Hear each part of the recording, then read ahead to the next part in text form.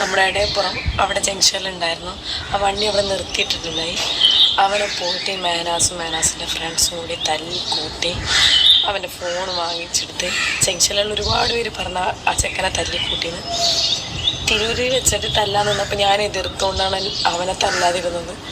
ഇന്നലെ എന്നിട്ട് കൂട്ടുകാരൻ കൂടി വന്നിട്ട് ഞാൻ കണ്ടതാ മാനുവിൻ്റെ ഫ്ലാറ്റിൻ്റെ അവിടെ നിന്ന് പെട്ടെന്ന് മാനുവിൻ്റെ കൂട്ടുകാരൻ ഓടിപ്പോകുന്നു. മാനു വണ്ടി ഓടിക്കുന്നത് ഓടിപ്പോണത് ഞാൻ കണ്ടത് എൻ്റെ കണ്ടുകൊണ്ട്. അതിന് മുന്നാണ് ഈ ചെക്കനെ തല്ലിക്കൂട്ടിയിട്ട് എൻ്റെ കാറിലിട്ടിട്ട് അവനെ കൊണ്ടുപോയിട്ട് എൻ്റെ ഒരു GPS ഉണ്ട് വണ്ടിയിൽ. ലൊക്കേഷൻ നോക്കുമ്പം വണ്ടി മൂവിങ് ആണ്. പിന്നെ ഞാൻ നോക്കുമ്പോൾ അത്താണിക്കാണ് വണ്ടി ഉള്ളത്.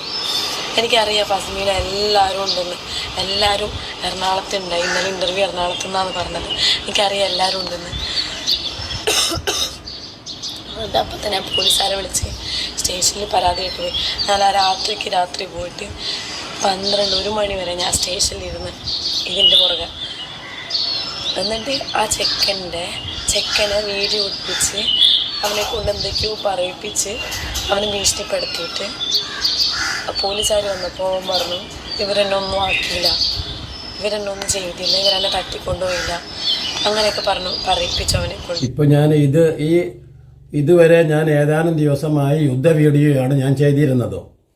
ഇന്നിപ്പോൾ എനിക്ക് കിട്ടിയ ഒരു അപ്ഡേറ്റ്, ആ അപ്ഡേഷൻ ഞാൻ ഇന്നൊരു വ്ളോഗ് ചെയ്യാൻ തീരുമാനിച്ചതാണ്. എന്തുകൊണ്ടെന്നാൽ ഞാൻ കൂടുതൽ വ്ളോഗുകൾ ഈ മെഹനുവിൻ്റെയും ഈ പറയുന്ന റിഫായുടെയും സംഭവവുമായി ബന്ധപ്പെട്ട് ചെയ്തിരുന്നു.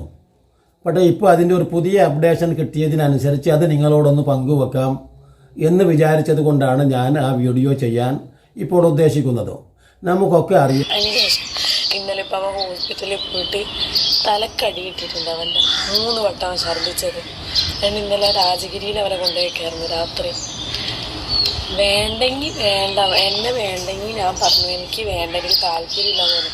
പിന്നെ ഇമ്മാതിരി ബുദ്ധിമുട്ടിക്കാൻ വല്ലെങ്കിൽ അതിപ്പോൾ ഫസ്മിനാണെങ്കിലും അവൻ്റെ കെട്ടിയോനേ അല്ലേ ഇല്ലല്ലോ, തൊലാക്കല്ലേന്നാ പറഞ്ഞു.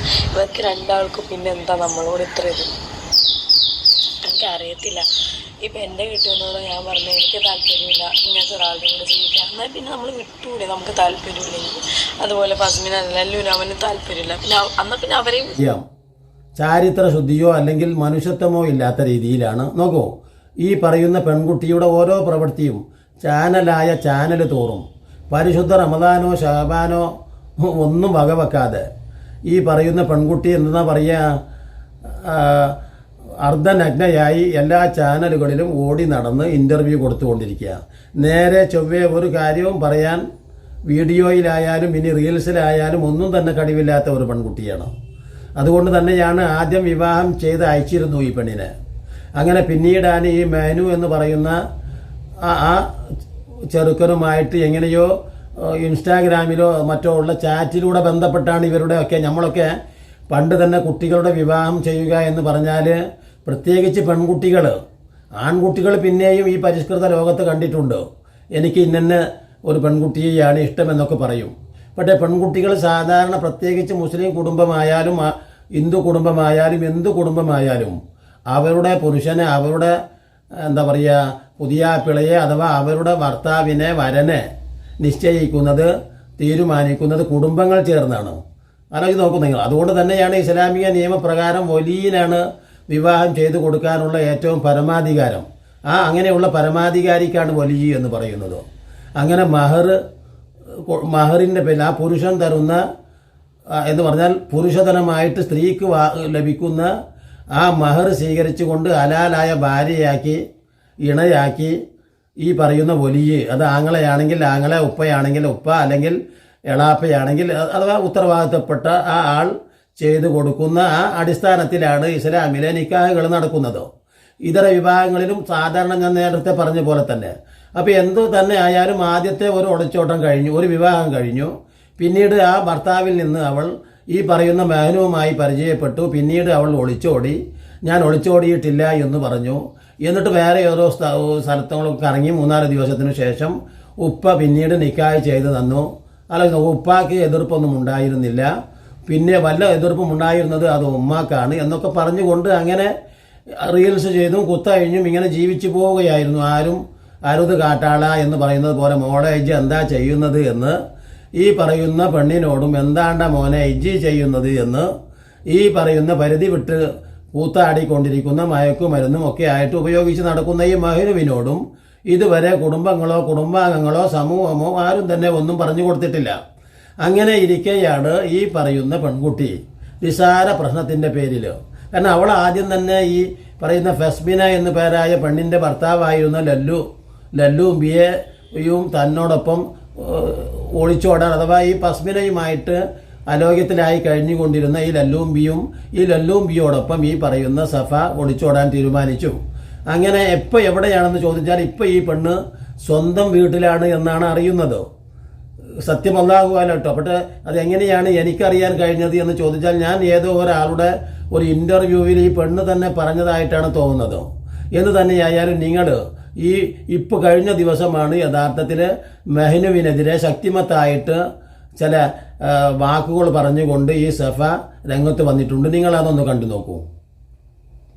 ഇതെന്താ ഇപ്പോൾ ഈ പെണ്ണ് പറയുന്നത് എന്ന് ചോദിച്ചാൽ, ഈ മെഹ്നു എന്തിനാണ് എനിക്ക് മെഹ്നുവിനെ ഇനി വേണ്ട എന്ന് ഞാൻ പറഞ്ഞു കഴിഞ്ഞതാണ്.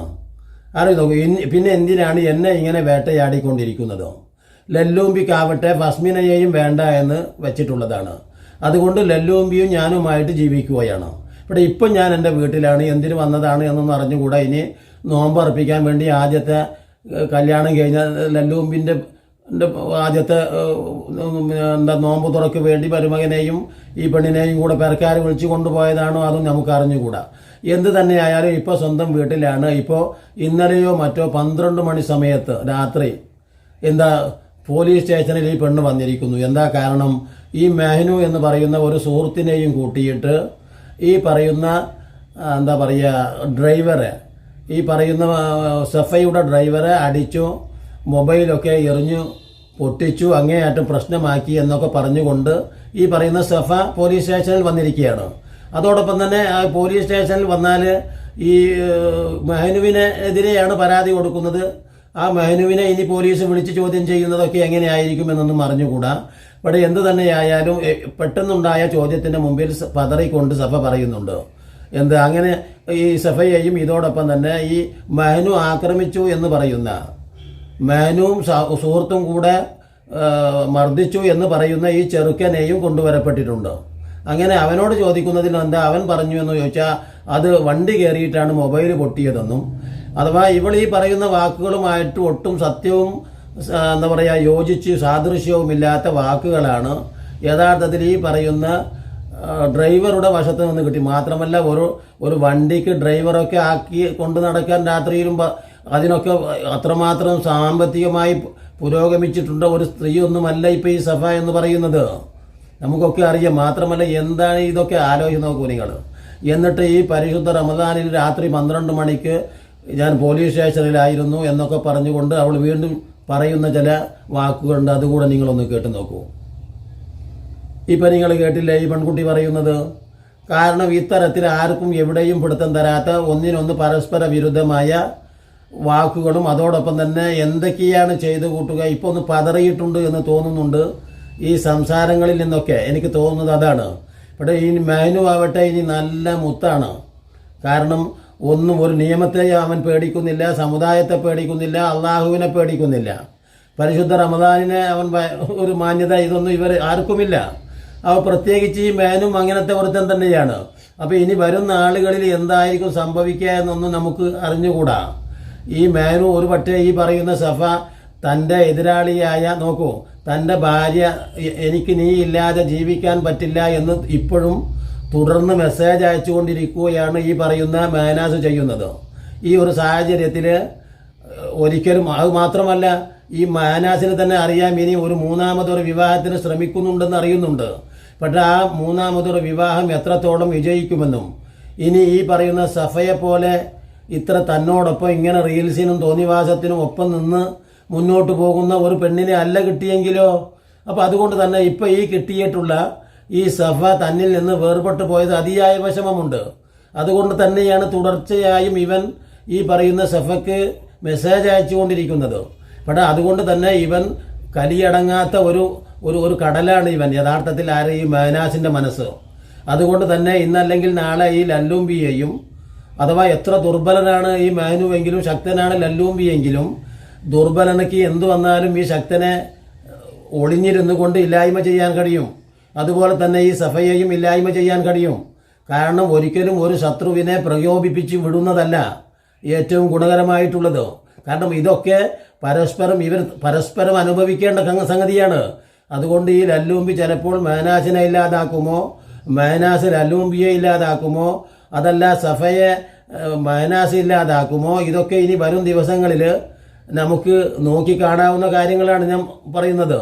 അതല്ല ഇനി മേനാസും ടീമും ഒക്കെ കൂടെ ചേർന്ന് ഈ സഫയുടെ വീടിനെതിരെ വല്ല പ്രശ്നങ്ങൾ നടത്തുമോ, കൂട്ടുകാരെ കൂട്ടിയിട്ട്. കാരണം എന്തിനും ഇവരൊക്കെ പോകുന്നവരാണ്. ഇവരെ സംബന്ധിച്ചിടത്തോളം ഞാൻ നേരത്തെ പറഞ്ഞതുപോലെ ദൈവഭയമോ സാമൂഹ്യ ബാധ്യതയോ ബോധമോ പരിശുദ്ധ റമദാനാണെന്ന ചിന്തയോ അങ്ങനെ ഒന്നും മനുഷ്യത്വമോ ഒന്നും പിടിപെടാത്ത ഒരു തരം തികഞ്ഞ മൂർച്ചയില്ലാത്ത മടാങ്കത്തികളായി വളരുന്ന ടീനേജ് യുവാക്കളും യുവതികളുമാണ്. അപ്പോൾ അവർക്കിടയിൽ എന്തൊക്കെയാണ് സംഭവിക്കാതിരിക്കുക എന്നൊന്നും നമുക്കാർക്കും പറയാൻ കഴിയില്ല എന്ന് പറഞ്ഞുകൊണ്ട് നാളത്തെ പുലരി സമാധാനത്തിൻ്റെതായിരിക്കട്ടെ എന്ന് പറയാൻ മാത്രവും പ്രാർത്ഥിക്കാൻ മാത്രവുമേ നമുക്ക് കഴിയൂ എന്ന് പറഞ്ഞുകൊണ്ട് ഇനിയും നല്ല നല്ല വീഡിയോകളുമായി നിങ്ങളെ കണ്ടുമുട്ടുന്നത് വരെ നിങ്ങൾക്ക് നന്ദി.